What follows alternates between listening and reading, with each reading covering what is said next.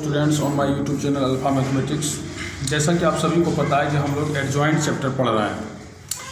इस कड़ी में हम लोगों ने एडजॉइंट निकालने से पहले कुछ तथ्यों का अध्ययन किया, जैसे उपसारणिक निकालना हम लोगों ने सीखा, सहखंड निकालना सीखा, परिवर्त निकालना सीखा।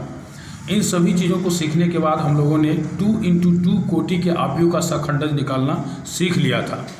आज इस पार्ट में हम लोग 3x3 कोटि के आव्यूह का सहखंडज निकालना सीखेंगे। सहखंडज निकालने के लिए हमने आप लोगों को कहा था कि सबसे पहले किसी भी आव्यूह में दिए गए, किसी भी स्क्वायर मैट्रिक्स में दिए गए सभी अवयवों का सहखंड निकाल लेते हैं। सहखंड निकालने के बाद उन सहखंडों को किसी एक मैट्रिक्स में लेकर उनके प्लेसमेंट के आधार पर रख लेते हैं। इसके बाद उनका ट्रांसपोज कर देते हैं। यही ट्रांसपोज किसी भी आव्यूह का सहखंडज होता है। तो इस चीज़ को और बेहतर तरीके से समझने के लिए आइए हम लोग एग्जाम्पल की मदद से देखते हैं। एक एग्जाम्पल ले रहे हैं। एक स्क्वायर मैट्रिक्स है A = 1 2 3 2 3 3 3 2 4। यहाँ पर दिए गए सभी अवयवों का सबसे पहले हम लोग सहखंड निकाल लेते हैं। तो सहखंड निकालने के लिए मैंने आप लोगों को बताया था कि सहखंड निकालने के लिए करते कुछ नहीं है, एक सूत्र है Aij = -1 to the power i + j × Mij, जहाँ m इनके अवयव का उपसारणिक है। यानी कि यहाँ पर प्रत्येक अवयवों के उपसारणिक में -1 to the power i + j से गुणा कर देने पर जो प्राप्त होता है वह सहखंड कहलाता है। तो सबसे पहले इसे निकालने से पहले यह देखना होगा कि प्रत्येक अवयव किस तरह से प्लेस किए गए हैं। अगर हम 1 की बात करें तो ये पहले रो पहले कॉलम में मौजूद है। 2 की बात करें तो पहले रो दूसरे कॉलम में मौजूद है। 3 पहले रो तीसरे कॉलम में मौजूद है। 2 दूसरे रो पहले कॉलम में मौजूद है। 3 दूसरे रो दूसरे कॉलम में मौजूद है। 2 दूसरे रो तीसरे कॉलम में मौजूद है। 3 तीसरे रो पहले कॉलम में मौजूद है। फिर 3 तीसरे रो दूसरे कॉलम में मौजूद है। और 4 तीसरे रो तीसरे कॉलम में मौजूद है। तो यहाँ सबसे पहले हम क्या करते हैं कि प्रत्येक अवयव का सहखंड निकाल लेते हैं। सहखंड निकालने के लिए कुछ नहीं करना है, बल्कि प्रत्येक अवयव का उपसारणिक निकालकर उसमें माइनस या प्लस से इंटू कर देते हैं। तो प्लस से हम तब इंटू करते हैं जब आयव्य पंक्ति और जेवे स्तंभ को जोड़ देने पर उसका योगफल सम संख्या प्राप्त हो तो उसमें प्लस से गुना करते हैं, और अगर विषम संख्या प्राप्त हो तो उसमें माइनस से गुना करते हैं। जैसे 1 1 यहाँ पर 2 जो सम संख्या इसको प्लस से गुना करेंगे। 1 + 2 3 विषम संख्या इसको माइनस से गुना करेंगे। 1 3 4 इसको प्लस से गुना करेंगे। इसी तरह से करते चले जाएंगे। हालांकि ये तब हम लोगों को काम देता है जब हम शॉर्ट में बनाने का प्रयास करते हैं। क्योंकि अभी हम लोगों को लॉन्ग मेथड से बनाना है, इसीलिए इसके ऊपर अभी हम ध्यान नहीं देंगे। निकालेंगे प्रत्येक अवयव का सहखंड। 1 का, चूँकि 1 पहले रो पहले कॉलम में मौजूद है, इसीलिए इसके सहखंड को हम A11 लिखेंगे।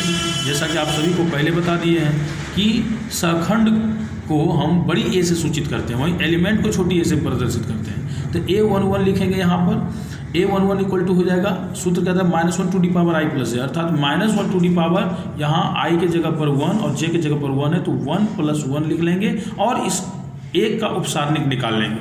उपसारणिक निकालने के लिए हमने आपको बताया है कि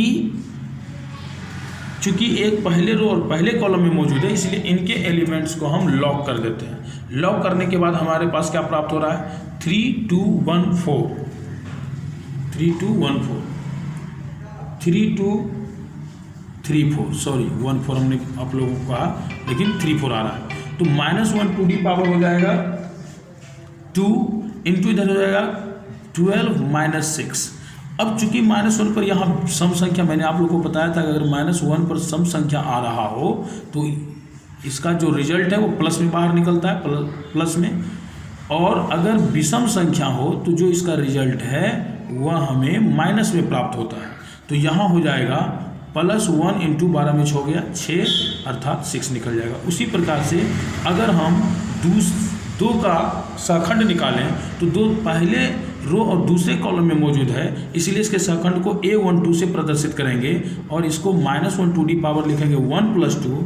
और जब इसका सहखंड निकालेंगे तो चूंकि ये दूसरे रो और पहले रो और दूसरे कॉलम में मौजूद है, इसलिए इनके एलिमेंट्स को यानी पहले रो और दूसरे कॉलम के एलिमेंट्स को यदि हम ढक देते हैं तो हमारे पास प्राप्त होता है 2 3 2 4। अब यदि हम इसके डिटर्मिनेंट वैल्यू निकालें तो 2 चौके 8 और -3 दूनी हो जाएगा कितना 6। अब चूंकि यहाँ विषम संख्या थी, ये माइनस में बाहर आएगा और इधर 2 हो जाएगा, बराबर निकल के आ जाएगा -2। उसी प्रकार से यदि हम 3 का सहखंड निकालें तो 3 पहले रो तीसरे कॉलम में मौजूद है, इसीलिए इसके सहखंड को a13 से दिखाएंगे और यहाँ लिखेंगे -1 टू दी पावर 1 + 3। और इसका जो उपसारणिक है, चूंकि ये पहले रो तीसरे कॉलम में मौजूद है, इसीलिए जब इसको हम ढक देते हैं तो हमारे पास प्राप्त होता है 2 3 3 3 2 3 3 3। अब यहाँ लिख लेंगे -1 टू दी पावर 4 × 6 - 9, अर्थात हो जाएगा, चूंकि ये सम संख्या है प्लस में बाहर आएगा, +1 × -3 घटने के बाद बराबर आ जाएगा -3। अब 2 का निकालेंगे तो 2 दूसरे रो पहले कॉलम में मौजूद है, इसीलिए इसको हम लिखेंगे a21 और -1 टू दी पावर हो जाएगा 2 + 1। और इसका जो उपसारणिक है, चूंकि वह पहले कॉलम और दूसरे रो में मौजूद है, इसलिए इसके एलिमेंट को जब हम ढक देते हैं तो हमारे पास प्राप्त हो रहा है 2 3 3 4। इसको यहाँ पर हम लोग लिख लेंगे 2 3 3 4। अब इसको अगर लिखते हैं तो -1 टू दी पावर 3 × 8 - 9 हो जाएगा, 3/9। चूँकि ये विषम संख्या है इसलिए माइनस में बाहर आएगा और ये -1 जो कि आ जाएगा +1। यदि हम यही 3 का सहखंड निकालें तो ये दूसरे रो और दूसरे कॉलम में मौजूद है, इसीलिए इसे लिखेंगे a22 -1 टू दी पावर 2 + 2। और यहाँ पर इसका उपसारणिक जब निकालेंगे तो चूंकि ये दूसरे रो में और दूसरे कॉलम में मौजूद है, इसलिए जब हम इसे ढक लेंगे इस तरह से तो हमें क्या प्राप्त होता है 1 3 3 और इधर 4। तो लिखेंगे यहाँ 1 3 3 4। अब यहाँ पर कर लेंगे -1 टू दी पावर 4 × 4 -3 9 हो जाएगा। चूँकि यहाँ 4 पावर लगा हुआ जो सम संख्या थी प्लस में बाहर आ जाएगा, इंटू इधर हो जाएगा -5, बराबर निकल कर आ जाएगा -5। अब हम ये 2 का निकालेंगे, चूँकि ये दूसरे रो और तीसरे कॉलम में मौजूद है, इसलिए यहाँ पर a23 लिखेंगे और यहाँ लिखेंगे -1 टू दी पावर 2 + 3। और इसका जो उपसारणिक है वो कितना निकल के आ जाएगा। तो इस तरह से यदि हम लॉग कर लेते हैं तो यदि हम इसको लॉग कर देते हैं तो हमारे पास क्या प्राप्त होता है 1 2 3 3। क्या प्राप्त हो रहा है 1 2 3 3 से लिख लेंगे और इसका डिटर्मिनेंट वैल्यू निकाल लेंगे तो कितना आ जाएगा 3 - 3 दूनी 6। अब ये विषम संख्या, ये माइनस में बाहर आएगा, इधर भी घटाएंगे 3 में 6 जगह -3 बचेगा और इस तरह से आ जाएगा हम लोग का +3। अब ये हम निकालेंगे 3 का यहाँ पर सहखंड। तो 3 कहाँ मौजूद है, तीसरे रो पहले कॉलम में, तो लिखेंगे यहाँ क्या a31 बराबर -1 टू दी पावर 3 + 1 हो जाएगा। अब इसका उपसारण निकालेंगे, ये तीसरे रो पहले कॉलम में मौजूद है, तो उपसारण निकालने के लिए हम लोग क्या करते हैं, जिस रो या कॉलम मौजूद है उसके सारे एलिमेंट को ढक देते हैं। तो हमारे पास क्या प्राप्त हो रहा है 2 3 3 2 2 3 3 2।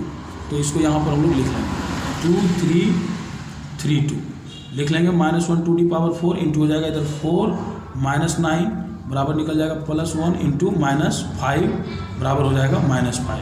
ठीक उसी प्रकार से ये 3 का अगर हम निकालते हैं सहखंड तो कितना प्राप्त होगा -1 टू दी पावर 3 + 2 इंटू, अब ये तीसरे रो और दूसरे कॉलम में मौजूद है, इसको ढक देंगे तो हमारे पास जो प्राप्त हो रहा है वह 1 2 3 2 लिख लेंगे यहाँ पर 1 2 3 2।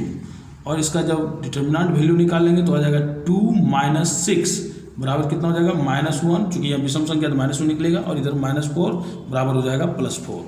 उसी प्रकार से 4 का जब निकालेंगे तो 4 तीसरे कॉलम में मौजूद है, इसलिए लिखेंगे a33। तो -1 टू दी पावर 3 + 3 और इसका उपसारणिक जब निकालेंगे तो कितना प्राप्त होगा हम लोगों को 1 2 2 3। क्या प्राप्त हो रहा है 1 2 2 3। अब लिख लेंगे -1 टू दी पावर 6 इंटू 3 - 4 तो ये चूंकि प्लस में बाहर आएगा, +1 इंटू -1 बराबर निकल जाएगा -1। इस तरह से हमने प्रत्येक अवयव का, ए के प्रत्येक अवयव का सहखंड हम लोगों ने प्राप्त कर लिया। अब इन सहखंडों को हम एक आव्यूह में रख लेंगे और वह आव्यूह मान लेते हैं, चूंकि ये ए है इसलिए हम मान लेते हैं कि वो आव्यूह बी है, जिनमें इन सभी सहखंडों को हम रख लेंगे।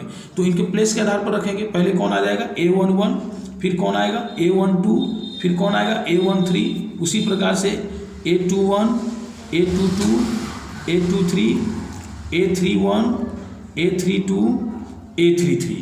अब इन सभी के मानों को हम क्या करेंगे, रख लेंगे। तो यदि हम रखें तो A11 का जो वैल्यू है वो कितना आया हुआ है 6, A12 का वैल्यू कितना आया हुआ है -2, A13 का वैल्यू कितना आया हुआ है -3, A21 का वैल्यू कितना आया हुआ है +1, A22 का वैल्यू कितना आया हुआ है -5, उसी प्रकार से A23 का वैल्यू कितना आया हुआ है +3, A31 का वैल्यू कितना आया हुआ है -5, A32 का वैल्यू कितना आया हुआ है +4, A33 का वैल्यू कितना आया हुआ है -1। अब इनका यदि हमें निकालना है एडजॉइंट, तो इन सभी सहखंडों का ट्रांसपोज कर देंगे और लिखेंगे यहाँ, इसीलिए एडजॉइंट ए अर्थात जो सहखंडज है ए का वो निकल जाएगा बराबर बी डैश, अर्थात बी का हम यहाँ पर ट्रांसपोज कर लेंगे। यानी ए के सभी अवयवों का जो सहखंड आया है उन सहखंडों का ट्रांसपोज कर लेंगे।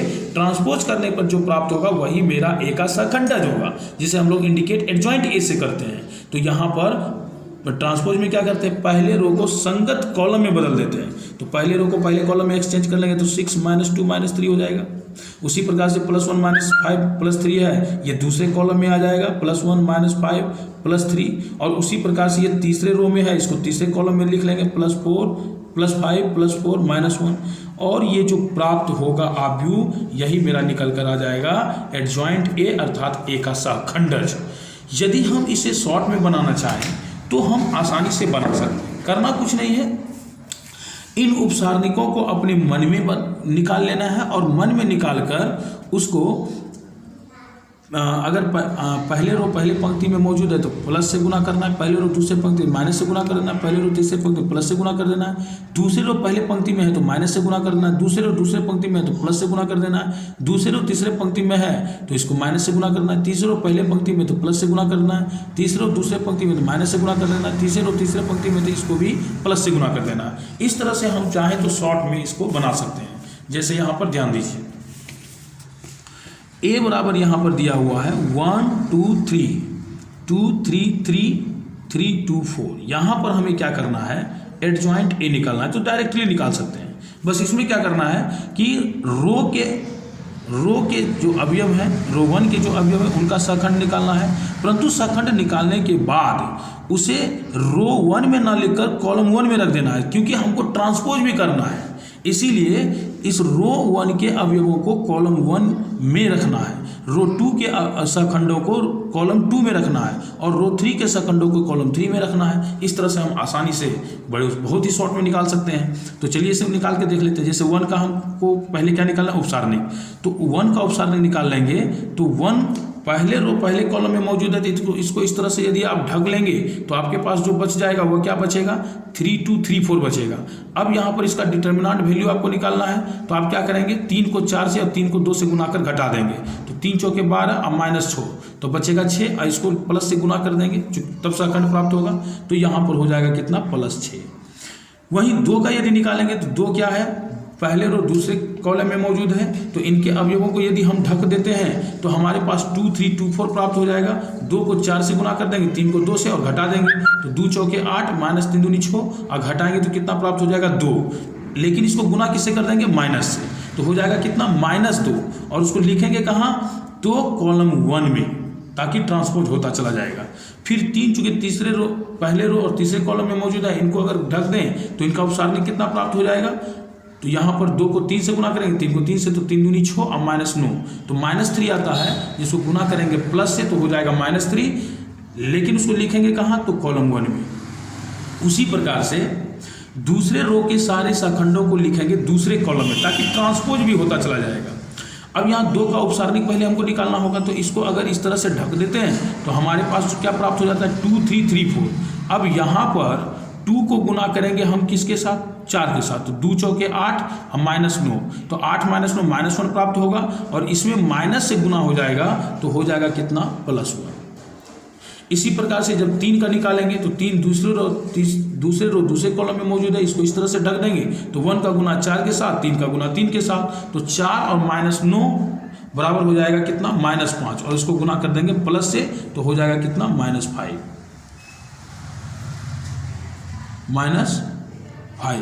इसी प्रकार से आगे 2 का निकालेंगे तो 2 दूसरे रो तीसरे कॉलम में इसको ढक देंगे, तो यहाँ पर जो निकलेगा हमारा क्या निकल जाएगा, तो 1 को 3 के साथ गुना करेंगे, 3 को 2 के साथ, 3 - 6 हो जाएगा -3, और इसको गुना कर देंगे माइनस से, तो क्या हो जाएगा, +3।